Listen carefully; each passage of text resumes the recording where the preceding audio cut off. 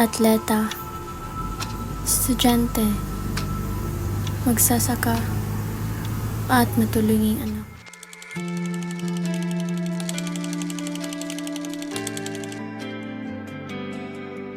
Ako po pala si Cyril de Molina, 15 taong gulang.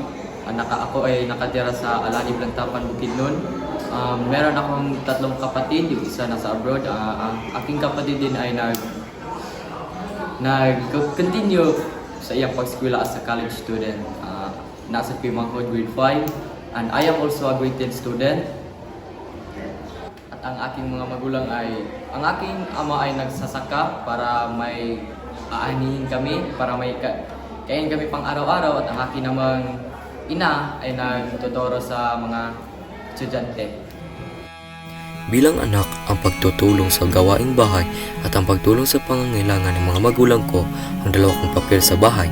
At higit pa doon, pagpapakita ng pagmamahal at pag-aalaga ng aking mga magulang ang aking kampanin bilang isang mabuting anak.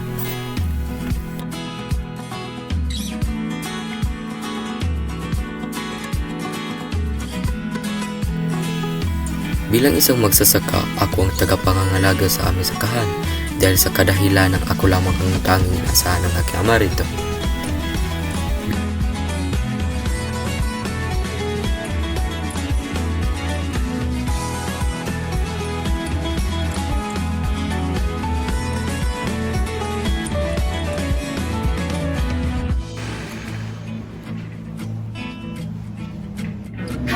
Bilang isang estudyante, mahalaga ang aking papel sa pag-aaral ng mabuti at pagsasagawa ng mga takdang aralin.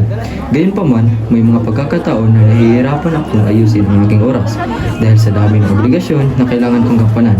Sa kabila ng hamong ito, patuloy akong nagsusumikap na balasihin ang aking mga gawain upang matugunan ang lahat ng aking responsibilidad at makamit ang aking mga layunin sa pag-aaral.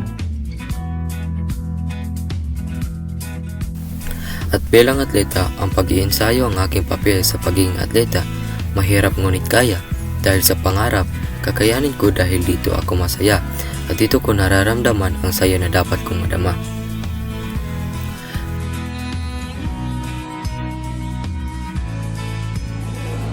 Mabigat at mahirap man ang aking obligasyon bilang isang tao, hindi ko malilimutan na manalig sa Diyos dahil kung ano man ang aking hirap na naranasan ngayon ay hindi ito mahihambing sa maligayang tagumpay at kaginhawaan na matatamasan ko sa kinabukasan.